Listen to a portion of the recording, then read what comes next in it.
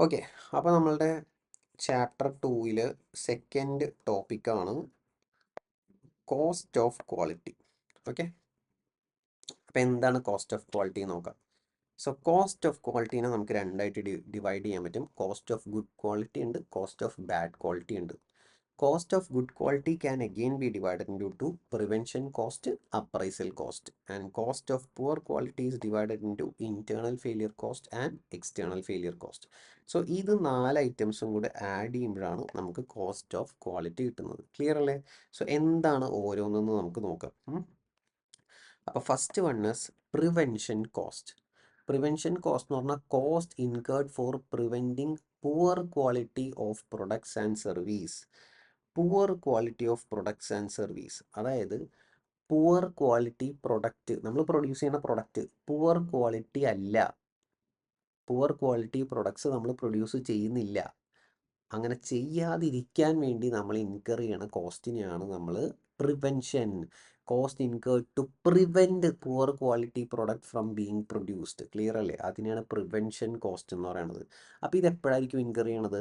This is incurred before actual production. Actually product produce ചെയ്യുന്നതിന് മുന്നെയാണ് prevention cost incur ചെയ്യണത്. Clear അല്ലേ?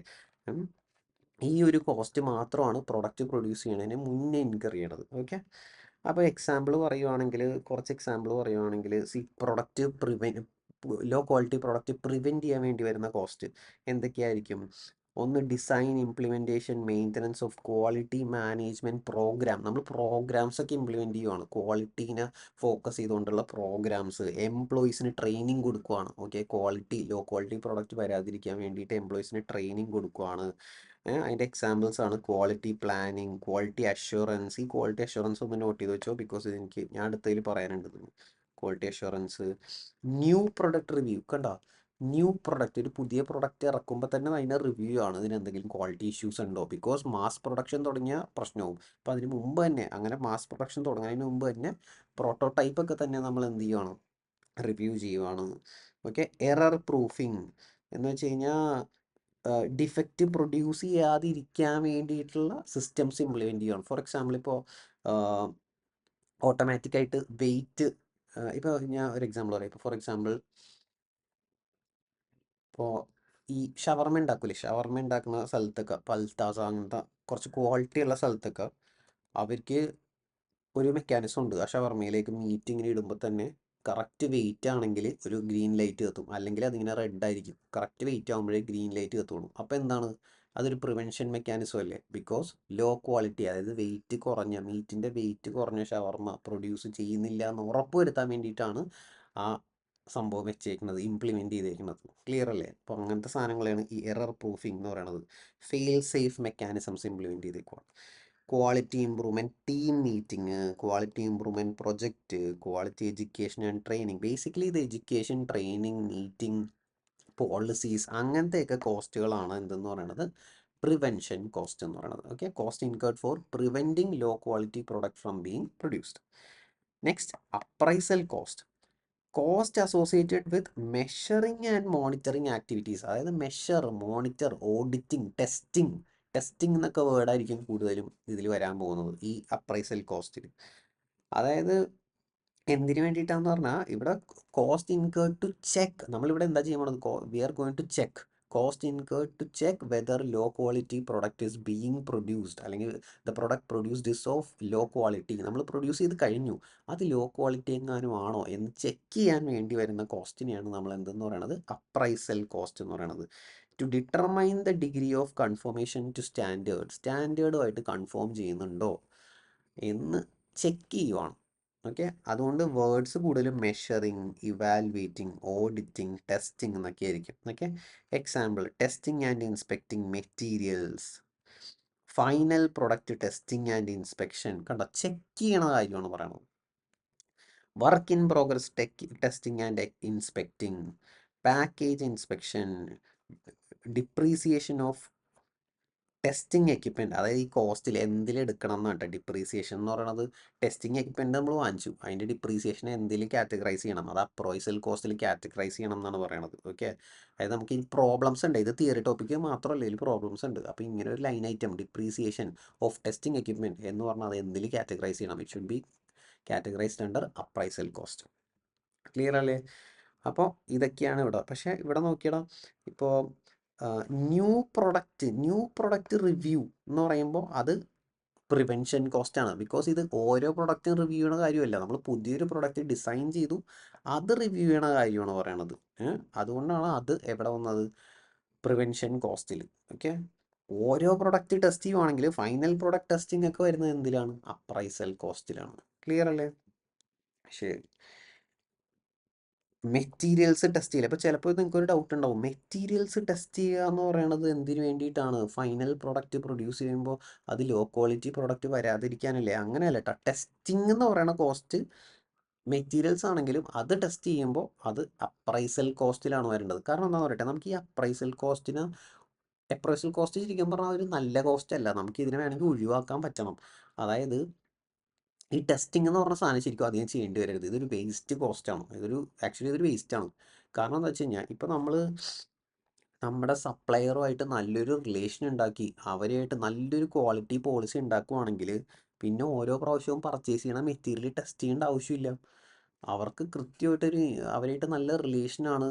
അവർ കൃത്യമായിട്ട് ഇൻഫർമേഷൻ പോയിട്ടുണ്ട്, ഇന്ന ക്വാളിറ്റി പ്രൊഡക്റ്റ് ആയിരിക്കണം എന്ന് പറഞ്ഞ ഒരു ലോങ് ടേം റിലേഷനിൽ വന്നു കഴിഞ്ഞാൽ ഈ എക്സ്പെൻസ് ഇൻകർ ചെയ്യേണ്ട ആവശ്യമില്ല. മനസ്സിലായോ?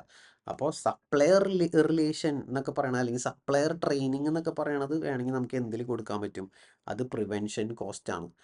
ആ ട്രെയിനിങ് ശരിക്കും ഇല്ലാത്തത് കൊണ്ടാണ്, അല്ലെങ്കിൽ അവരായിട്ട് ആ ഒരു അങ്ങനെ ഒരു റിലേഷൻഷിപ്പ് ഇല്ലാത്തത് കൊണ്ടാണ് നമ്മൾ എന്ത് ചെയ്യേണ്ടി വരുന്നത്, മെറ്റീരിയൽസ് ടെസ്റ്റ് ചെയ്യേണ്ടി വരുന്നത്. അപ്പോൾ ആ testing of material should be considered under appraisal cost. Okay, next, internal failure cost and external failure cost, they both comes under cost of poor quality. First രണ്ടും എന്തായിരുന്നു, ഗുഡ് ക്വാളിറ്റിക്ക് വേണ്ടിയുള്ള കോസ്റ്റാണ്.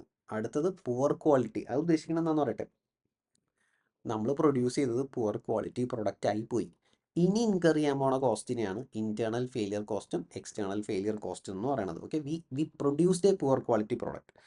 അപ്പോൾ ഇത്രേ ഉള്ളൂ. the product produced is of low quality, it does not conform to the standard. Low quality product produce ചെയ്ത് പോയി. ആ low quality product കസ്റ്റമറിൽ എത്തിയിട്ടാണ്, കസ്റ്റമർ അറിഞ്ഞു കഴിഞ്ഞാൽ അത് എക്സ്റ്റേണൽ ഫെയിലിയർ കോസ്റ്റ് ആവും. കസ്റ്റമർ അറിയണതിന് മുന്നേ തന്നെ നമ്മളത് റെക്ടിഫൈ ചെയ്യുവാണെങ്കിൽ, അല്ലെങ്കിൽ നമ്മൾ അതിന് വേണ്ടിയിട്ട് എന്തെങ്കിലും കോസ്റ്റ് ഇൻകർ ചെയ്യുവാണെങ്കിൽ അത് ഇന്റേണൽ ഫെയിലിയർ കോസ്റ്റ് എന്ന് പറയും. ഓക്കെ, അപ്പോൾ കസ്റ്റമർ അറിഞ്ഞാൽ എക്സ്റ്റേണൽ ഫെയിലിയർ, കസ്റ്റമർ അറിഞ്ഞില്ലെങ്കിൽ internal failure cost. So internal failure cost എന്ന് പറഞ്ഞാൽ കോസ്റ്റ് അസോസിയേറ്റഡ് വിത്ത് ഡിഫെക്ട്സ്. കണ്ടോ, this is the cost of defects, but it is identified before the customer receives the product or service. കസ്റ്റമറിന് product കിട്ടുന്നതിന് മുമ്പ് we identify the defect and we incurred this cost to remedy the defect. ആ defect correct ചെയ്യാൻ വേണ്ടി incur ചെയ്ത കോസ്റ്റാണ്. Clear അല്ലേ? Example, cost of scrap എന്ന് പറഞ്ഞാൽ സ്ക്രാപ്പായിട്ട് നമ്മൾ എന്ത് ചെയ്ത് കളഞ്ഞു, പ്രൊഡക്റ്റ് വിറ്റ് കളയുവാണ്. ഓക്കെ, സ്ക്രാപ്പായിട്ട് വിറ്റ് കളഞ്ഞു. Cost of spoilage, cost of rework, down time due to defect in quality. എന്ന് വെച്ചാൽ എന്തൊരു ഡിഫക്റ്റ്, എന്തെങ്കിലും മെറ്റീരിയൽസ് ഡിഫക്റ്റീവായി പോയി. ഇപ്പം നമ്മൾ നേരത്തെ പറഞ്ഞില്ലേ, ഇവിടെ പറഞ്ഞു testing and inspecting materials. Material ടെസ്റ്റൊക്കെ ചെയ്ത് എന്നിട്ട് നമ്മൾ ഐഡൻറ്റിഫൈ ചെയ്തില്ല മെറ്റീരിയൽ ഡിഫക്റ്റീവ് ആണെന്ന്, മെഷീനിലോട്ടിട്ട്. അപ്പം മെഷീനിൽ ഡിഫക്റ്റീവ് മെറ്റീരിയൽ എൻ്റർ ചെയ്തുകൊണ്ട് മെഷീൻ സ്റ്റോപ്പായി പോയി, വർക്ക് സ്റ്റോപ്പ് ചെയ്യേണ്ടി വന്നു, മെഷീനിൽ എന്തോ പറ്റി സ്റ്റോപ്പ് ചെയ്യേണ്ടി വന്നു. മെഷീൻ്റെ ഡൗൺ ടൈം വരുമല്ലോ, ആ ഡൗൺ ടൈം കോസ്റ്റ് എന്ന് പറയുന്നത് എന്ത് ഇതിലെടുക്കണം, ഇൻറ്റേർണൽ ഫെയിലിയർ കോസ്റ്റ് ആയിട്ട് നമ്മൾ കൺസിഡർ ചെയ്യണം. ക്ലിയർ അല്ലേ? റീടെസ്റ്റിംഗ്, അതായത് ആദ്യത്തെ ടെസ്റ്റിംഗ് എന്തിൽ വരും, അപ്രൈസൽ കോസ്റ്റിൽ വരും. വീണ്ടും റീടെസ്റ്റ് ചെയ്യുവാണ്, അതായത് ഡിഫക്റ്റീവ് പ്രൊഡക്റ്റ് പ്രൊഡ്യൂസ് ചെയ്തു, അതിനെന്തോ റെക്ടിഫൈ ചെയ്തു, റീടെസ്റ്റ് ചെയ്തു, അത് കറക്റ്റ് ആയോ എന്ന് റീടെസ്റ്റ് ചെയ്തു. That retesting comes under internal failure cost. Okay, ഇനി സെയിം തന്നെ external failure cost incurred to medicate the defects discovered by the customer. അതായത് കസ്റ്റമർ അറിഞ്ഞു the product is of low quality. This is incurred when inferior products are delivered to customer. അതായത് കസ്റ്റമറിന് low quality product കൊടുത്തു കഴിയുമ്പോഴാണ്, കസ്റ്റമറാണ് കണ്ടുപിടിച്ചത് the product is low quality, it does not conform to the standard. അപ്പോൾ നമ്മൾ കുറച്ച് cost incur ചെയ്യേണ്ടി വരുമല്ലോ, അതാണ് എക്സ്റ്റേണൽ ഫെയിലിയർ കോസ്റ്റ്. ഇതാണ് ഏറ്റവും dangerous cost, because this also leads to customer dissatisfaction. നമ്മുടെ ഫ്യൂച്ചർ സെയിൽസിനെ എഫക്റ്റ് ചെയ്യാൻ ചാൻസ് ഉള്ളൊരു ഒരു ഇമ്പാക്റ്റ് വരുത്താൻ ചാൻസ് ഉള്ള ഒരു കോസ്റ്റാണ് ഈ എക്സ്റ്റേണൽ ഫെയിലിയർ കോസ്റ്റ് എന്ന് പറയുന്നത്. Okay, so example, cost of field servicing. കസ്റ്റമറിൻ്റെ പ്ലേസിൽ പോയി നമ്മൾ സർവീസ് ചെയ്യുവാണ്, cost of handling customer complaints handle ചെയ്യാൻ വേണ്ടി വരുന്ന cost, warranty cost, lost sales. കണ്ടോ, നമ്മുടെ കമ്പനിയുടെ റെപ്യൂട്ടേഷനെ ബാധിക്കും. When customer know that customer identify defect, it is obviously going to affect the reputation of the company and some sales will be lost. Okay. Next warranty replacement, product തന്നെ replace ചെയ്ത് കൊടുക്കുകയാണ്. അങ്ങനെയൊക്കെ വരുന്ന കോസ്റ്റിനെയാണ് നമ്മൾ എന്തെന്ന് പറയുന്നത്, എക്സ്റ്റേണൽ ഫെയിലിയർ കോസ്റ്റ് എന്ന് പറയുന്നത്. അപ്പോൾ cost of quality can be divided into two, cost of good quality and cost of poor quality. Cost of good quality എന്തൊക്കെയാണ്? Prevention cost and appraisal cost. Cost of poor quality, internal failure cost and external failure cost. Clear അല്ലേ? ഇതിൻ്റെ പ്രോബ്ലംസും ഉണ്ട് കേട്ടോ, ഇതിൻ്റെ problems ഉണ്ട്, അത് പഠിക്കണം. അത് ക്വസ്റ്റ്യൻസ് വരാൻ ചാൻസ് ഉള്ള ഒരു ഏരിയ ആണ്. ഓക്കെ, ശരി.